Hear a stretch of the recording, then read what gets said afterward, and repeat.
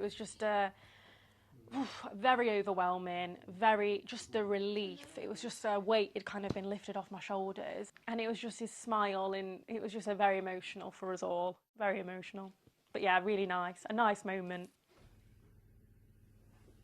He had a mole, had it removed, and it came back that it was cancerous. 18 months, 15 months later, he just woke up one day and just had a lump under his armpit, like the size of a golf ball. He had it operated on, and it spread, and that was it really.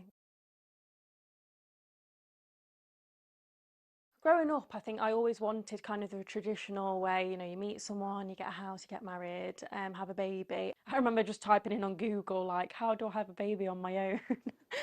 It isn't the most common thing in the world. My mum and my sister were apprehensive, to be honest. It's becoming more known. A lot of celebrities that have actually come out recently and said that they're doing it.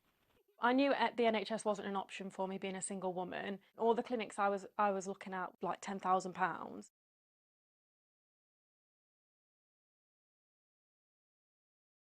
The thought of like him passing away when I was so close, I couldn't think of it.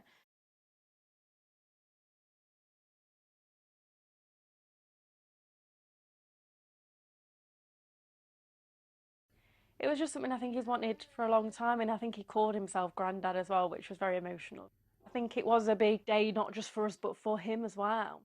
It's nice to know that there are clinics out there that are giving people the opportunity to become parents. They're not expecting people to have tens of thousands of pounds because people don't have that money, especially in this financial crisis.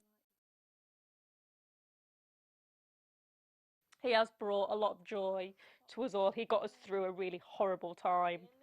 It's just all like I've ever wanted as well, so it is nice. All the cuddles, all the hugs.